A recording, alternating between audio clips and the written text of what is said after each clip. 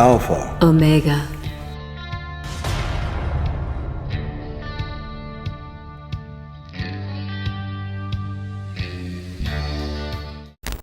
Adrienne would like to know, can we talk about your most recent email? The taking of energy to help someone with a problem or whatever. How exactly is this done? I can take or give energy, just need a clearer idea of the replacement part of the energy. The idea is that you are giving, in this particular email, I don't want to go into any more detail of that. This is a technique that's already very advanced to be giving out like that in an open email, because it could be misused. If you learn more, it could really be misused. But the idea is that you are going to use a person's energy, for example, to help them overcome an addiction. Yes. Or use a person's energy to help them heal quicker. Right. Now, the shamanic technique for doing this is the drummer, the shamanic practitioner, breathes in the sick energy of the patient and chews up the infection and digests the infection and then spits out pure energy back into the patient's own purified energy. This is very dangerous. And do not do that at all. This is a super advanced shamanic technique. Right, I would not recommend it. Working with thought forms is a little bit different, but what the idea is, you're taking that energy and you are placing that with a thought form, with an intention for healing, for the person not to be concerned about their recovery, for the ease of addiction, not experiencing the symptoms so hard, and you then replace that person's energy together with a thought form. So you're actually creating a thought form in order to help them. Right. So rather than consuming the infection as is done in shamanic practice, what you're doing is you're adding the intention. Right. You're taking the energy, you're putting the intention on it, and then you're replacing. Now, my advice, in addition to what was in the email, with as much love as possible. The more loving intention, the more loving your intention is, the more loving energy you can muster during the operation, the more successful it will be. Yes. And it's absolutely critical for this operation in particular that you not only have the permission of the patient, but you also have their active participation. Correct. This will make sure that nothing can possibly go wrong. Right. And remember,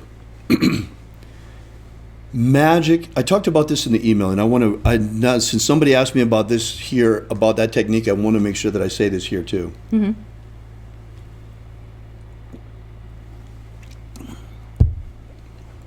Magic is neither good nor evil. Magic is magic. It's like owning a gun. A gun is neither good nor evil. It can protect your home, or it can murder someone in cold blood. It all depends on whose hands the gun is in. Yes. And the intention of the person wielding the gun. So there are techniques like this one, the thought form technique, that can be abused. There are people who have taken this technique and twisted it into advanced forms and transformed themselves into terrible and loathsome vampires, psychic vampires. I mean, this is not about psychic vampirism. We do not condone psychic vampirism. In fact, psychic vampirism, now that we're talking about it, I think it's a great idea. Let's talk a little bit about vampires and vampirism. Interestingly, legends of vampirism come out of Transylvania. The notion of someone like Count Dracula, who is an undead person who comes and drinks the blood of others, is, in my opinion,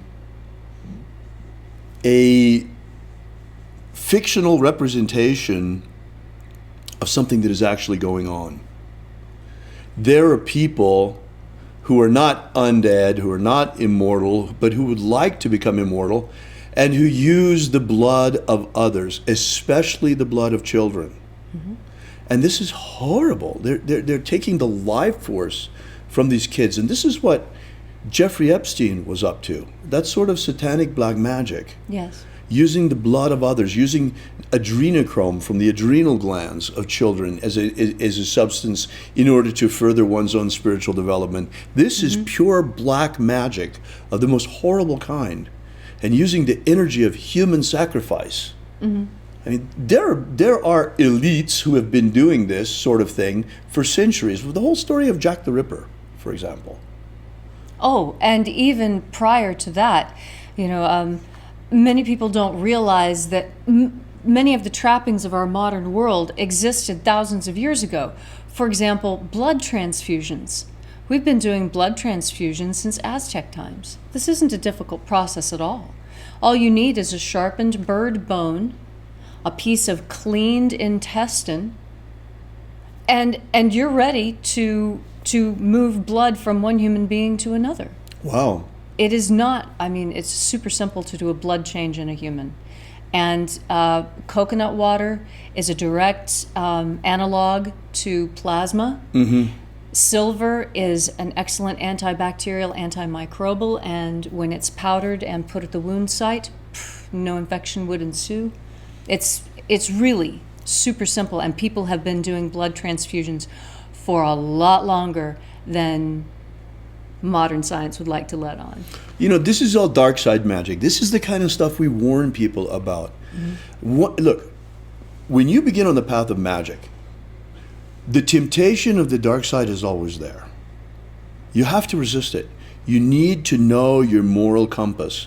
You have to find your moral compass. And that's very easy, because connecting with the God force energy, that energy actually transmits information and knowledge like how was it you say? Fiber optic cable. Right, like a fiber optic cable. Because that fiber optic cable is what carries information on light. It is what is happening.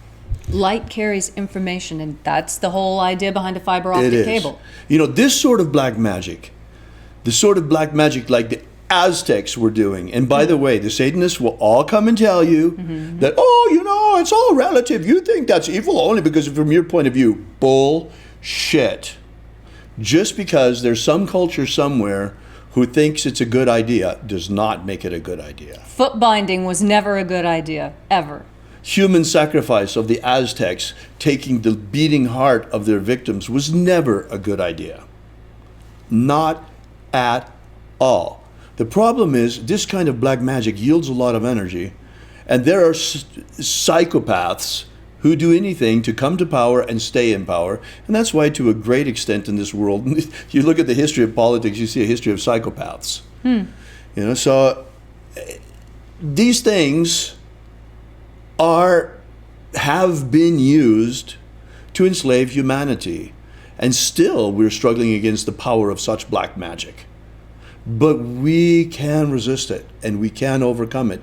And the power of the light side is actually much, much greater and much more powerful. Well, just think of it this way. If you go into a dark room and light a candle, the room is no longer dark. If you go into a well-lit room and open up a dark box and let all the dark out, nothing changes at all. Exactly. It's, exactly. That's how it is.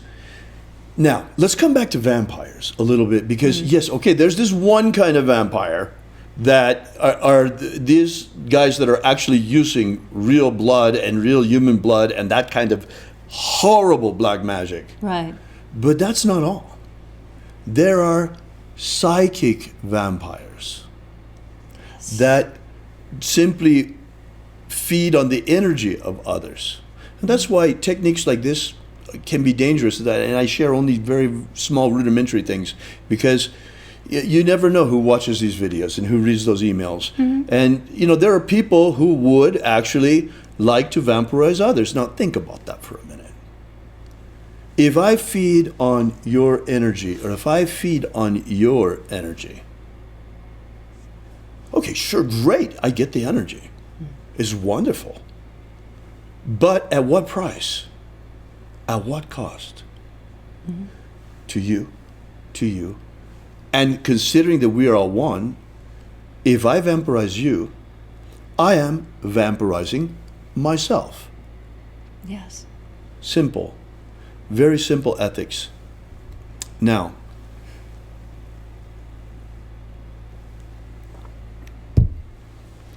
the biggest question is, and the question that the vampires and the psychic vampires never really ask themselves is why? To what end? Well, because they're dependent on it. Why are they dependent on it? One reason, and one reason only. Because they are cut off from the God force. Yes. They embrace the darkness, they reject the light, they're cut off from the God force energy.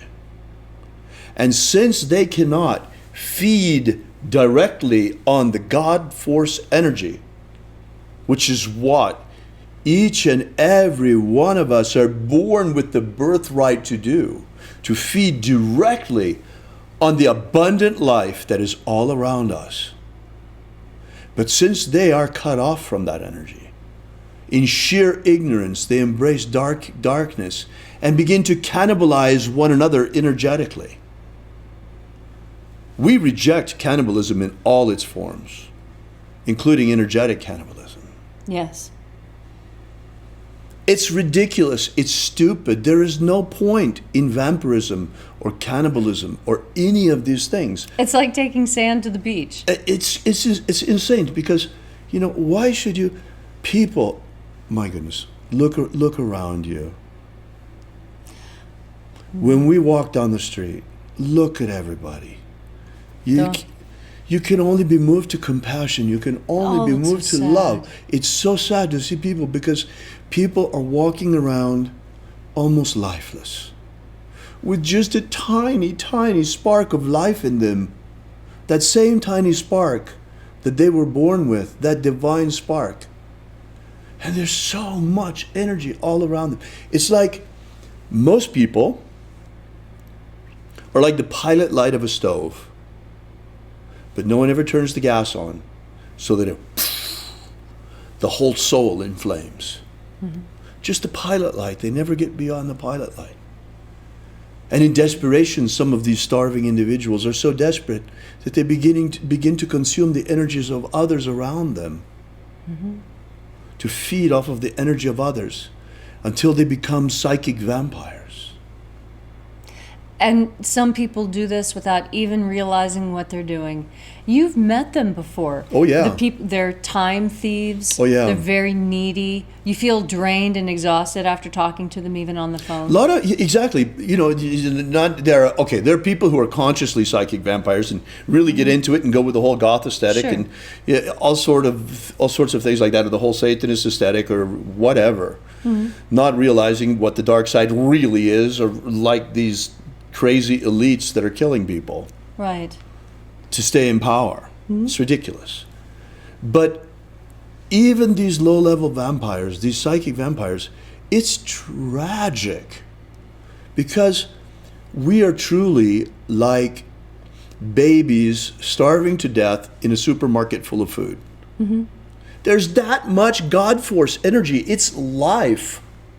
Abundant life. The light is alive. I don't know how to say it clearer than that. There's really no other way to say it. The light is alive. We live on the light. If we assimilate it, our soul blossoms and we learn to shine like the sun. And if we are starved of sunlight, we will die. It takes a long time, but if you keep a person in the dark for 10 years, even with proper nutrition and exercise, with no sunlight, that person will wither and die. Guaranteed. We must have sunlight. How is it that nobody ever told you how to unfold your love and ignite your soul? All you have to do is reach out with loving intention. Say, here I am. Just reach out and unfold your energetic wings and let them be filled with life as you sail on the God force energy and wave of beauty comes crashing across your soul. The Illuminati have cast a powerful spell on the peoples of the earth. And while many still sleepwalk like zombies in a trance, they have prepared everything nearly to enslave humanity under a new world empire. Of our hearts, the power of our magic, and the strength of our numbers, we still can break the spell put on our people. We're just a ragtag bunch of magicians armed only with the power of our prayer and the power of our faith and the power of our magic. But whether you be Christian, Jew, Wiccan, pagan, magician, shamanic practitioner, or any other stripe of spiritual warrior of humanity against this evil falls to us. So we, who now, to stand with us against the rising darkness, because you and others like you're our only hope.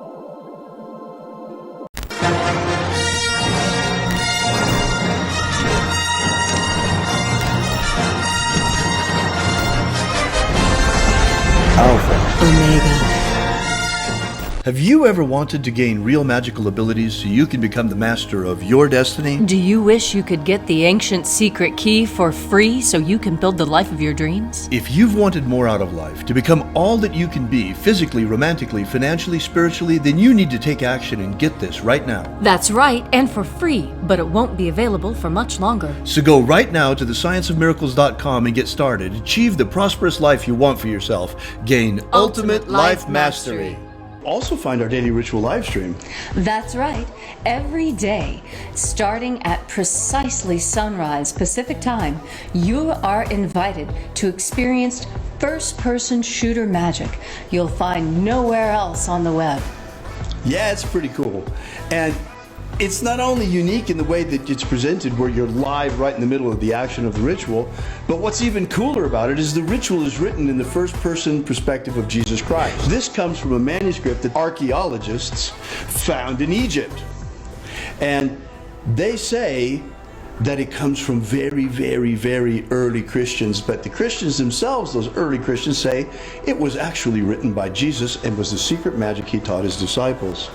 Regardless of who wrote it or who practiced it, we have picked it up, dusted it off, and we are taking it for a test drive, and you are in the passenger seat for the whole thing. You bet. And it's really quite amazing. You're going to check it out. I mean, until now, after it was discovered, this manuscript has been in the hands of scholars. This is the first time it's really in the hands of magicians and being brought out and brought back to life.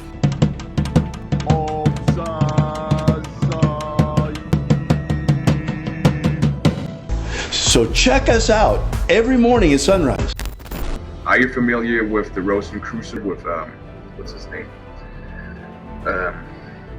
He's popular in the States.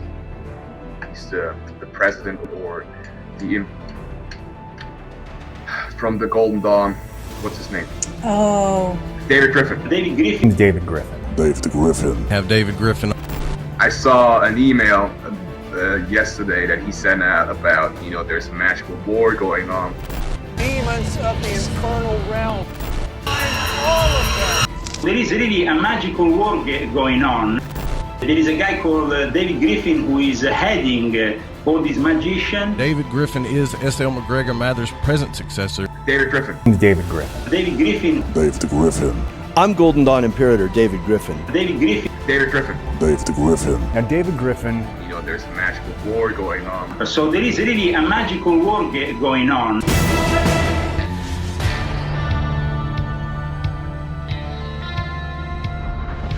Alpha. O'Mega.